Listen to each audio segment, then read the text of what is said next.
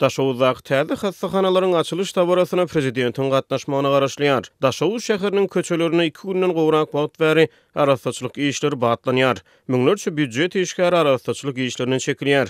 Azatlyk radiosynyň habarçylary we çeşmeleri ýakyn wagtlarda prezident Serdar Berdimuhammedowyň Sewit merkezine sapar etmegine garaşlýan ony habar berýärler. Azatlyk radiosynyň ýerli habarçysy welaýatyň edara ediş merkezine köçeleri arasalamak işlerini we geçiriljek köpçülük şäherlerine müňlerçe büdjet işgäriniň çekilýänligini habar berýär.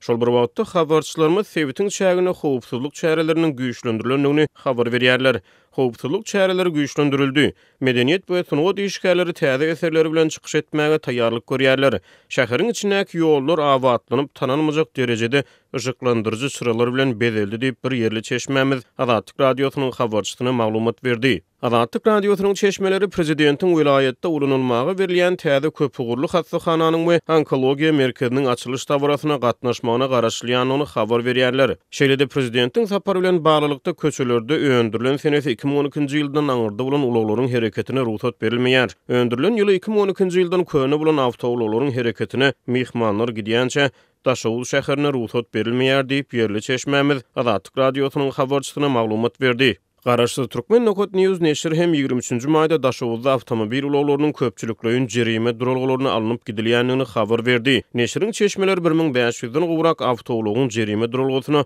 ekdilendigini aýdýarlar. Yerli ýaşaýjylar prezidentiň Sewite amala aşyrýan saparynyň dowamyna beýleki meseleler bilen bir hatarda welaýatyň suw we elektrik energiýasy bilen üçinçiliginiň meselelerine garalmagyna umyt bildirýärler. Welaýatyň çözülmedik ýol, suw we elektrik tok meselelerine garalmagyna umyt bildirilýär diýip bir yerli ýaşaýjy Azatlyk radiosynyň habarçysyna gurrun berdi. Türkmenistanyň döwlet medeniýeti yerli ýaşaýjylaryň ýüzde bolan kynçylyklary, olaryň prezidentiň saparynyň dowamyna garalmagyna umyt bildirýän meseleler barada galy berse de büdjet işgärleriniň köpçülikleýin arasaçylyk işlerine çekilmegi barada habar bermeýär. Türkmenistanyň döwlet başçysynyň Sewitlere amala aşyrýan saparlary köplenç yerli ilatyň gündelik durmuşyna oňaýsy täsir edýär. Ýollar ýapylýar we büdjet işgärleri köpçülikleýin çärelere çekilýär. Daşowuz şäherine 450 orunluk köpügurly hassahanyň hemde 150 orunluk onkologiýa hassahanasynyň açylyp ulanylmagy berilmegine garaşlýar. Yerli medeniýete görä köpügurly hassahana ajaýyp guruluşy hususy kärhanasy tarapyndan guruldy. Türkmenistanyň öňkü prezident halk maslahatynyň başlygy Gurbanuly Berdimuhammedowyň 18-nji maýda saglyk goraş we derman senagat ministri Nurmuhammed Ananepes bilen geçiren ýygnagyna ministr Daşowuzda köpügurly hassahanyň hemde onkologiýa merkeziniň taýýardygy barada hasabat berdi.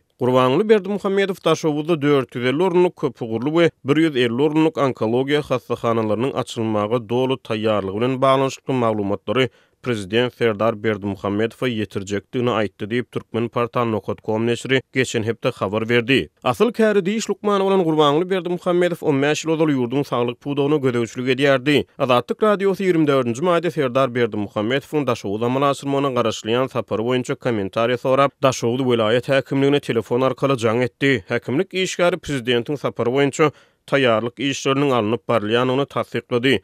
Ýöne saparyň anyk senesini aýtmakdan saklandy.